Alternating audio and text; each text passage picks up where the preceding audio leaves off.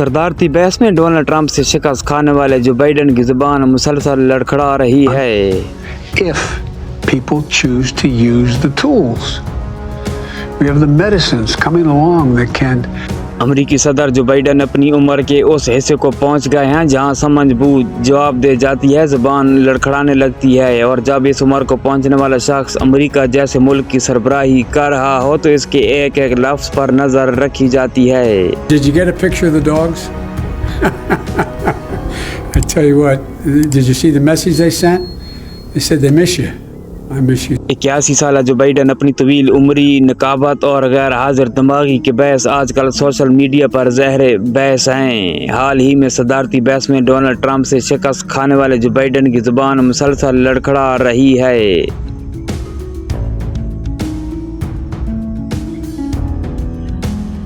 جس کی ایک حالیہ مثال ان کا خود کو سیاہ فام خاتون قرار دینا ہے۔ امریکی صدر کی حال ہی میں زبان ایک انٹرویو کے دوران پھسلی جس میں انہوں نے کہا کہ انہیں کسی سیاہ فام صدر کے ساتھ خدمت کرنے والی پہلی سیاہ فام خاتون ہونے پر فخر ہے۔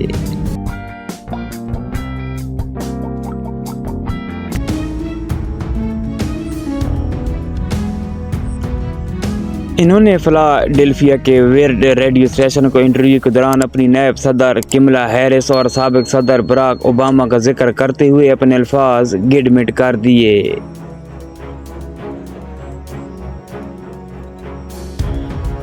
صرف یہی نہیں بلکہ کچھ روز پہلے اپنے حامیوں کو خطاب میں یقین دلانا چاہتے تھے کہ سن 2024 کے صدارتی انتخاب میں وہ پھر ٹرمپ کو شکست دیں گے، مگر ان کی زبان پھر لڑکھڑا گئی اور وہ بولے میں ٹرمپ کو شکست دوں گا، میں 2020 میں دوبارہ ٹرمپ کو شکست دوں گا، لیکن انہوں نے اپنے اس بیان کی تصحیح کر لی اور کہا میں 2024 میں دوبارہ شکست دوں گا۔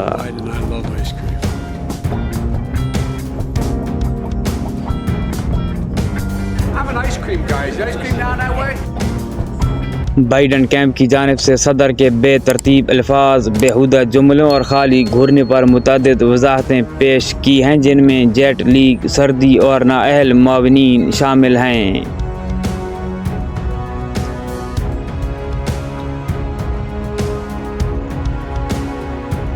لیکن عطیہ دہندگان نے عوامی طور پر اپنے خدشات کا اظہار کیا ہے کہ وہ بائیڈن کی عمر سے متعلق مسائل سے تشویش میں ہیں۔